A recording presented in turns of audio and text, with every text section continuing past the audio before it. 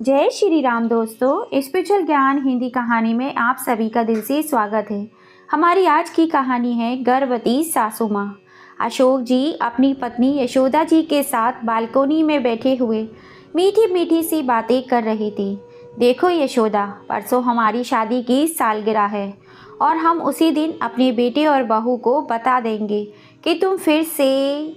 Balcony के बाहर खड़ा हुआ राहुल अपनी माँ बाबूजी की बातें सुन लेता है और गुस्से में तमतमाता हुआ कहता है, माँ हद हो गई है, इस उम्र में यही कारनामा करना बाकी रह गया था। अरे जिस उम्र में आपको भजन कीर्तन करना चाहिए था, उस उम्र में आप ये गुल खिला रही हैं। शर्म नाम की कोई चीज़ बची भी है या नहीं?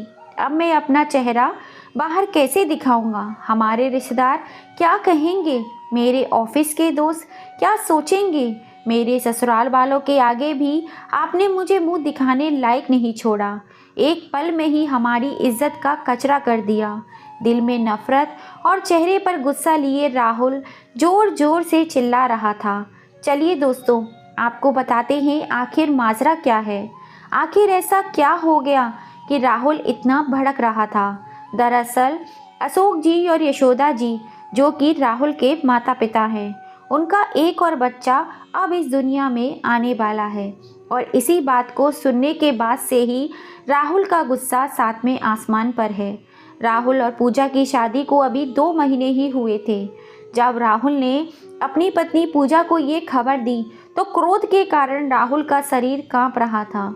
लेकिन पूजा की समझ में ये नहीं आ रहा था कि इसमें नाराज होने वाली क्या बात है, पर अपने पति के गुस्से के सामने वह कुछ बोल न सकी।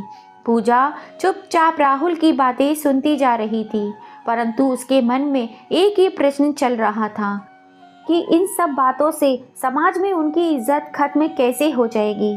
पूजा का पति राहुल अभी मात्र 22 वर्ष का है।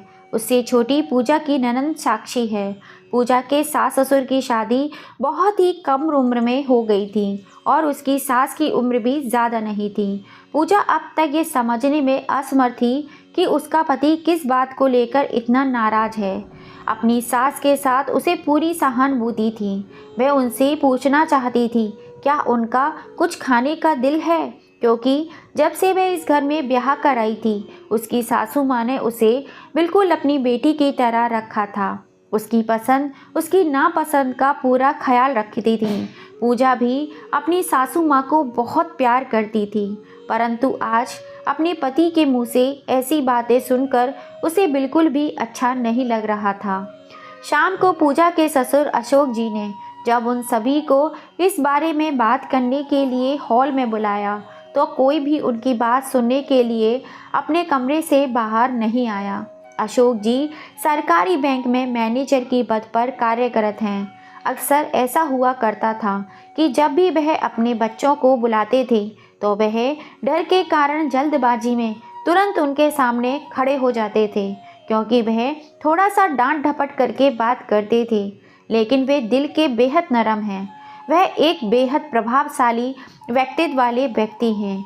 पूजा के आने के बाद उनका उसके साथ इतना लगाव हो गया था कि अब तो उन्हें सुबह की चाय भी उसके बिना अच्छी नहीं लगती थी।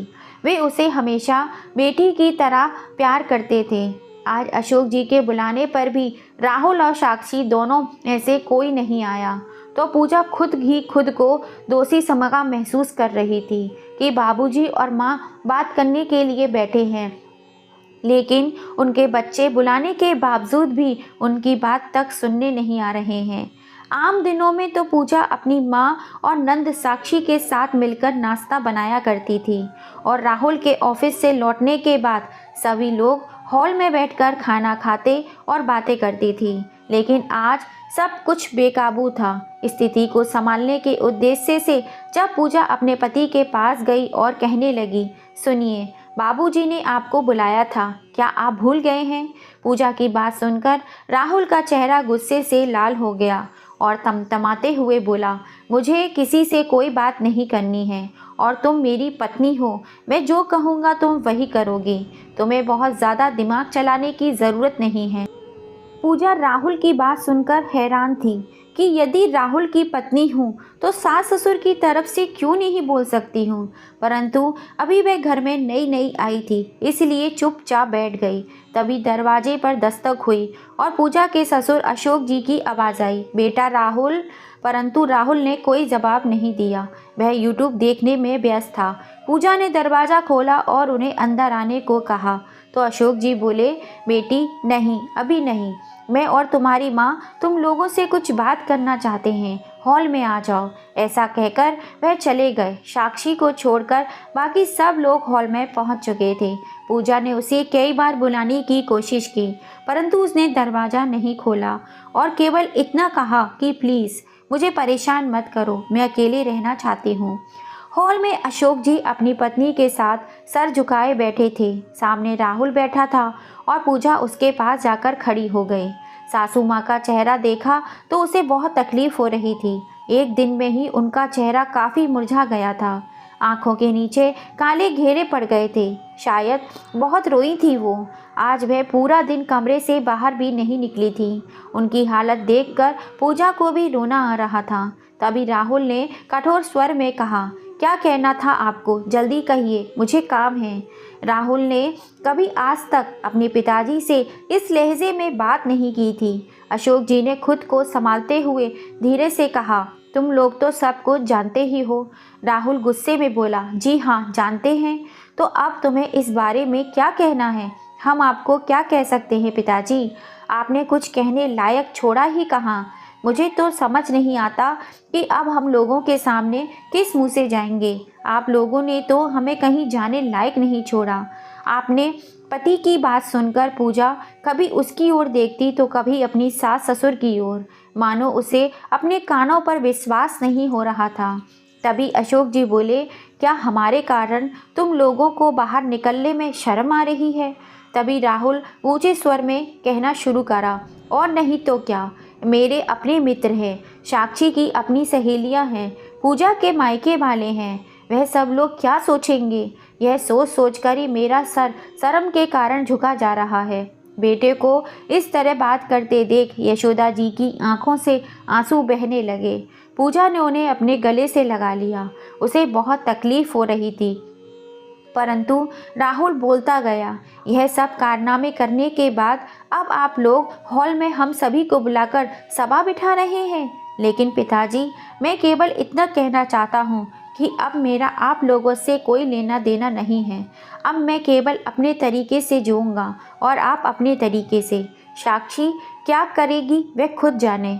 अशोक जी की आंखें क्रोध से लाल हो गई और उधर यशोदा जी की आंखों से आंसुओं की धारा रुक ही नहीं रही थी।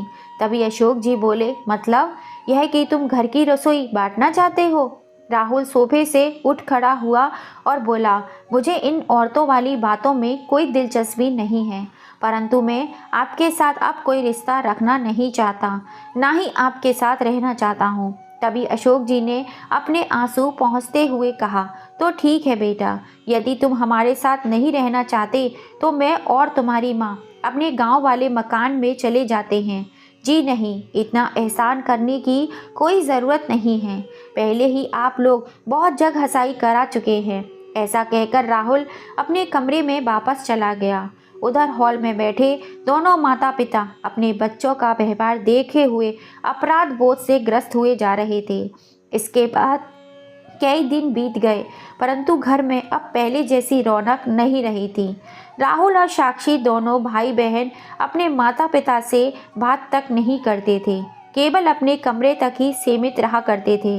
यदि किसी कारण से उनका आमना सामना हो भी जाता तो वे दोनों अपने माता पिता को ही गुस्से और नफरत भरी निगाहों से देखते थे।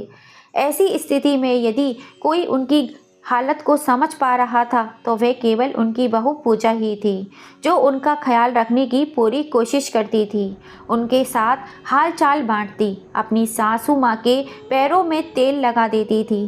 परंतु पूजा ने महसूस किया कि अब उसकी सासू माँ पहले जैसी चुस्त नहीं रही थी। पूजा और अशोक जी उन्हें खुश रखने की पूरी कोशिश करा करते थे, परंतु ज़्यादा सफल नहीं हो पाए। राहुल को यह कतई पसंद नहीं था कि पूजा उसके माता पिता के लिए कुछ करे। इसलिए उसके रहते हुए वह चाहकर भी उनके पास नहीं जा सकती थी। समय बीतता बीतते 8 महीने निकल चुके थे। एक दिन अचानक यशोदा जी की तबीयत बिगड़ने लगी। पैरों में सूजन आ गई थी, कुछ खा पी भी नहीं रही थी। उल्टियाँ होने के कारण शरीर इतना कमज़ोर हो गया कि चल फिर भी नहीं पा रही थी। अशोक जी को अपनी पत्नी की बहुत चिंता थी, इसलिए वे बिना थके उनकी सेवा में लगे रहते थे। कभी तो अपनी पत्नी के पैर दबाते, तो कभी उन्हें अपने हाथों से खाना खिलाते।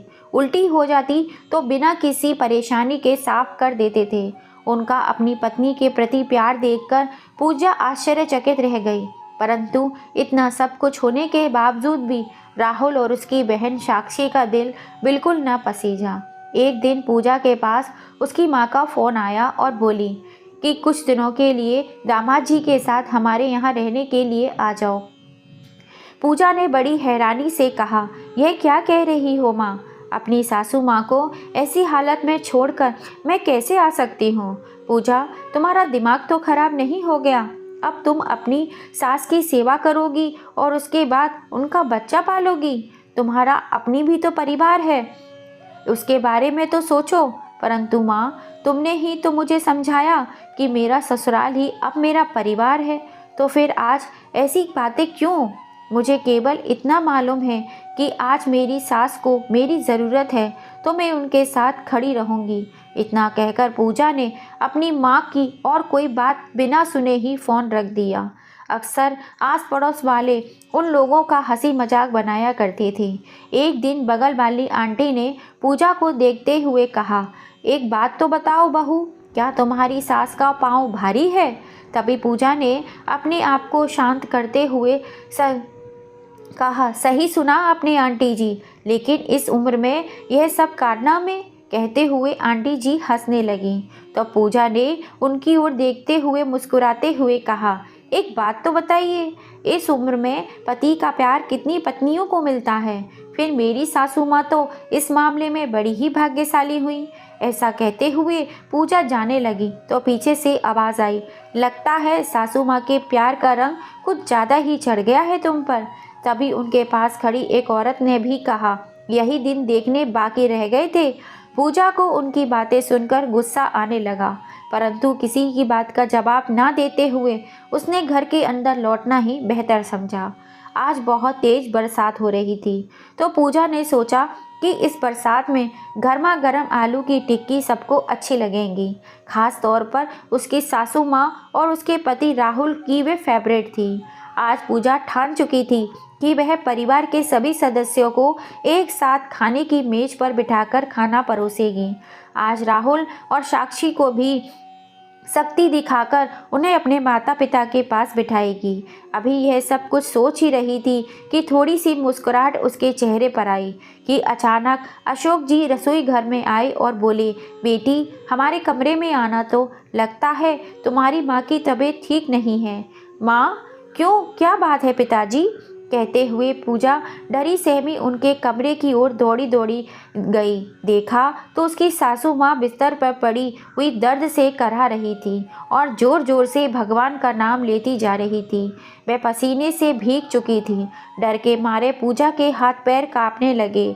उसे समझ नहीं आ रहा था कि वह क्या करे, क्योंकि इस मामले में उसे कोई अनुभव नहीं था। दौड़कर सासू माँ का हाथ पकड़ा और बोली, क्या बहुत तकलीफ़ हो रही है माँ? हम आपको कुछ नहीं होने देंगे। हम अभी आपको अस्पताल लेकर चलते हैं। आप बस भगवान को याद करो। बेटा, अभी के अभी राहुल को फ़ोन करो, वह ऑफिस की गाड़ी से जल्दी आ जाएगा, अशोक जी ने पूजा से कहा। तो पूजा ने तुरंत मोबाइल उठाकर राहुल को फ़ोन लगाया। बेल जाती रही, परंतु राहुल ने फ़ोन नहीं उठाया। ना जाने कितनी बार पूजा ने फ़ोन लगाया, लेकिन दूसरी ओर से कोई जवाब नहीं मिल रहा था। घबराकर पूजा ने साक्षी के कमरे का दरवाज़ा खटखटाया। साक्षी, जल्दी आओ, माँ की हालत बिगड़ गई है। यह बात सुनकर साक्षी बहुत डर गई और पूछा, क्या हुआ भाभी? परंतु पूजा हड़बड़ाहट में कुछ बोल ही नहीं पा रही थी। बस इतना ही कह पाई कि माँ की तबीयत खराब है, तुम्हारे भैया को फ़ोन किया था, उठा नहीं रहे हैं। यह सुनते ही साक्षी अपनी माँ के कमरे की ओर दौड़ी। देखा तो पिताजी उनके पैरों के तलवे की मालिश कर रहे थे और पूजा को देखते ही बोले, राहुल ने क्या कहा बिटिया, वह आ रहा है क्या? नहीं पिताजी, वह फ़ोन नहीं उठा रहे हैं। तभी अशोक जी बिना कुछ कहे जल्दी से अपना कुर्ता पहनकर बाहर निकल रहे थे। कहाँ जा रहे हैं पिताजी? पूजा ने पूछा तो वह बोले, ऑटो रिक्शा ढूंढने जाता हूँ, तुम यहीं अपनी माँ का ख्याल रखो। लेकिन पिताजी, बाहर तो बहुत तेज़ बारिश हो रही है। पर बेटी, मेरे पास कोई और चारा भी तो नहीं है। ऐसा कहते हुए उन्होंने अपनी भीगी आंखें पोंछी और तेजी से बाहर निकल गए। इधर पूजा और साक्षी माँ का ख्याल रखने लगे। पूजा ने देखा कि उसकी सासू माँ जोर जोर से कांप रही थीं। तभी पास में बैठी साक्षी रोने लगी। पूजा ने उसके सिर पर प्यार भरा हाथ रखा तो उसने उसे तुरंत गले से लगा लिया और फूट फूट कर रोने लगी। भाभी, मैंने अपनी माँ के साथ बहुत गलत व्यवहार किया, परंतु आज मुझे उनकी ये हालत देखकर खुद से ही घृणा हो रही है। माँ की इस हालत की जिम्मेदार केवल मैं हूँ। भाभी, क्या वह हमें माफ़ कर देंगी? बताओ ना, वह पहले ही की तरह स्वस्थ हो जाएंगी ना? तभी पूजा बोली, भगवान सब ठीक करेंगे, तुम केवल उनसे प्रार्थना करो कि वह माँ को जल्दी ही स्वस्थ कर दें। इस समय यशोदा जी ने साक्षी को अपने पास बुलाया। साक्षी एक छोटे बच्चे की तरह उनके पास अपना सिर रखकर रोने लगी। यशोदा जी ने इस हालत में भी उसके सिर पर हाथ रखकर थपथपाया। इधर पूजा अपने पति को फिर से फ़ोन करने लगी, परंतु फ़ोन स्विच ऑफ ही आ रहा था। तभी पूजा को ध्यान आया कि उसका मायका उसके ससुराल से ज़्यादा दूर नहीं था। उसने तुरंत अपने मायके में फ़ोन किया। माँ, भैया कहाँ हैं? मेरी सासू माँ की हालत बहुत ख़राब है। आप भैया को उनकी कार के साथ तुरंत भेज दो, अस्पताल लेकर जाना है। यह बात सुनकर उसकी माँ भी कुछ बेचैन हो गई। फिर कहा, लेकिन तुम्हारा भाई तो आज सुबह ही अपनी कार से शहर से बाहर गया हुआ है। पूजा की यह उम्मीद भी खत्म हो गई। वह तुरंत अपनी सासू माँ के पास दौड़ी। साक्षी बोली, भाभी, माँ की हालत बिगड़ती जा रही है। 10 मिनट में ही अशोक जी वापस लौटे और आते ही कहा, क्या राहुल वापस आ गया? यह सुनते ही पूजा ने अपना सर झुका लिया। नहीं पिताजी, उनका फ़ोन स्विच ऑफ ही आ रहा है। पूजा बेटी, मैं ऑटो लेकर आया हूँ, तुम लोग अपनी माँ को सहारा देते हुए सड़क तक लेकर आओ। सब लोग जैसे तैसे यशोदा जी को ऑटो तक लेकर गए। अशोक जी ऑटो ड्राइवर के पास में ही बैठे थे और वे तीनों ऑटो में पीछे बैठे थे। अशोक जी बार बार यशोदा जी की ओर देखे जा रहे थे। उधर बारिश भी तेज होने लगी थी। आज ना जाने उन्हें ये छोटा सा रास्ता भी कितना लंबा क्यों लग रहा था। करीब 15 मिनट के बाद जब अस्पताल पहुंचे तो उन्हें तुरंत आपत्तिकालीन विभाग में भर्ती करवाया गया। पूजा ने अपने ससुर जी को चिंतित देखते हुए उनका हाथ पकड़कर उन्हें कुर्सी पर बिठाया। उधर साक्षी अपने पिता को गले लगाकर रोने लगी। करीब आधे घंटे के बाद डॉक्टर ने उन्हें बताया कि जल्दी से जल्दी यशोदा जी का ऑपरेशन करना होगा। अगर तुरंत फैसला नहीं लिया गया तो जान को खतरा हो सकता है। यह सुनकर अशोक जी एकदम खामोश होकर कुर्सी पर बैठे ही रह गए। तभी पूजा ने उन्हें संभालते हुए कहा, पिताजी, आप हिम्मत रखिए, मुझे पूरा विश्वास है कि सब कुछ ठीक हो जाएगा। तभी अशोक जी ने अपने आंसू पोंछे और उठ खड़े हुए। ठीक है डॉक्टर साहब, आपको जो उचित लगे आप वह कीजिए, बस मेरी पत्नी की जान बचा लीजिए। डॉक्टर ने केवल इतना ही कहा कि बच्चा प्रीमैच्योर है और हालत क्रिटिकल है, इसलिए हम अभी कुछ नहीं कह सकते, परंतु हम अपनी तरफ से पूरी कोशिश करेंगे। अशोक जी चुपचाप यह बात सुनते रहे। पूजा अपने ससुर जी को लेकर काउंटर पर गई और सारी औपचारिकताएं पूरी करने लगी। घर से चलने से पहले उसने अपने पर्स में कुछ पैसे भी डाल लिए थे जो यहाँ काम आ गए। यह देखकर अशोक जी ने उसके सिर पर हाथ रखा और बोले, बेटी, तुम्हारा मुझ पर इतना कर्ज है जिसे मैं कभी नहीं चुका सकता। तभी पूजा बोली, पिताजी, आप मुझे बेटी भी कहते हैं और दूसरी तरफ अपने आप को मेरा कर्जदार कहकर मुझे बेगाना भी कह रहे हैं। बस आप अपना हाथ हमारे सर पर इसी तरह बनाए रखें, हमें और कुछ नहीं चाहिए। यह सुनकर अशोक जी की आंखों से आंसुओं की 2 बूंदें उनके गालों पर ढुलक आईं। ऑपरेशन चल रहा था और अभी बाहर इंतज़ार में बैठे थे। राहुल को फिर से फ़ोन लगाने की कोशिश की, परंतु वह अभी तक स्विच ऑफ ही था। करीब 1 घंटे के बाद ऑपरेशन रूम का दरवाज़ा खुला और डॉक्टर बाहर आए। बधाई हो, आपको बेटा हुआ है। पूजा और साक्षी दोनों ने हाथ जोड़कर भगवान को शुक्रिया कहा। लेकिन तभी अशोक जी ने डॉक्टर से पूछा, मेरी पत्नी वहाँ कैसी है? यह बात सुनकर डॉक्टर चुप रह गए। अशोक जी डॉक्टर की चुप्पी से घबरा गए और बोले, कुछ तो बोलिए डॉक्टर साहब। तभी डॉक्टर ने धीरे से कहा कि उनकी हालत अभी भी क्रिटिकल है। इतना कहकर डॉक्टर चला गया। अशोक जी को तो जैसे काटो तो खून नहीं, कप कपाते पैरों से कुर्सी पर धम से आकर बैठ गए। कुछ देर बाद नवजात बच्चे के रोने की आवाज़ सुनकर पूजा उठ खड़ी हुई। तभी नर्स बच्चे को लेकर ऑपरेशन रूम से बाहर आई। पूजा ने तुरंत उसे अपनी गोद में लिया और पल भर में ही बच्चा चुप हो गया। छोटे नन्हे हाथों से उसने पूजा के दुपट्टे को कसकर पकड़ लिया और पूजा उसे देखकर मुस्कुराने लगी। और साक्षी वो बोली, क्या तुम इसे गोद में नहीं लोगी? तभी साक्षी ने कहा, पहले पापा को दिखाओ भाभी। अशोक जी अपने बेटे को देखकर उठ खड़े हुए, उसे बड़े प्यार से देखा और फिर उसे गोद में लेकर जोर जोर से रोने लगे। यह देखकर पूजा और साक्षी भी खुद को रोने से रोक नहीं पाईं। लेकिन बच्चा अपने पिता की शरण में आकर चैन की नींद सो गया था। शाम के वक्त जब राहुल घर पहुंचा तो देखा घर पर कोई नहीं था। किसी को ना पाकर उसका दिल अनजाने से डर के कारण कांप रहा था। फ़ोन को चार्जिंग पर लगाकर ऑन किया तो देखकर हैरान था कि पूजा की 10 मिस कॉल थी। जैसे ही फ़ोन लगाकर पूछने लगा, उसी समय उसके पिता अशोक जी का फ़ोन आया। राहुल, जो अभी तक अपने पिताजी से नाराज़गी के कारण बात नहीं कर रहा था, परेशान और चिंतित होते हुए तुरंत बोला, हेलो पिताजी, कहाँ हैं आप सब? माँ तो ठीक है ना? बेटा, हम यहाँ अस्पताल में हैं। तुम्हारी माँ की हालत कुछ ठीक नहीं है। तुम एक काम करो, हमारी अलमारी के लॉकर में तुम्हारी माँ की सारी रिपोर्ट रखी हुई हैं। उन सब रिपोर्ट को लेकर जल्दी यहाँ पहुँचो। पिताजी, आप चिंता मत कीजिए, मैं तुरंत पहुँचता हूँ। राहुल ने जल्दबाजी में माँ पिताजी की अलमारी खोलकर लॉकर का ताला खोला, लेकिन लॉकर में बहुत से कागज़ पड़े हुए थे। उसे समझ नहीं आ रहा था। हड़बड़ाहट में माँ की रिपोर्ट ढूंढते ढूंढते सारे कागज़ ज़मीन पर बिखर गए। तभी राहुल की नज़र एक कागज़ पर पड़ी, जो शायद उसकी माँ की डायरी का एक पन्ना था। राहुल ने उत्सुकतावश उस कागज़ को उठाया। उस पर जो लिखा हुआ था उसे पढ़कर राहुल की तो जैसी जान ही निकल गई। पन्ने पर लिखा था, कांता हमारे घर की सदस्य थी। न जाने उसकी किस्मत ही इतने दुख क्यों लिखे थे। माँ बाप तो पहले से ही नहीं थे। कुछ महीने पहले ही उसके पति की भी मृत्यु हो गई और आज वह खुद भी ब्लड ट्यूमर की बीमारी से जंग हार गई थी। लेकिन जाने से पहले अपने 4 महीने के नन्हे बेटे को हमारी गोद में डालकर चली गई। कैसे भूल सकती हूँ उसके वो आखिरी शब्द, मालकिन, आज तक आपने मुझ पर बड़े एहसान किए हैं, आज बस एक एहसान और कर दीजिए मुझ पर।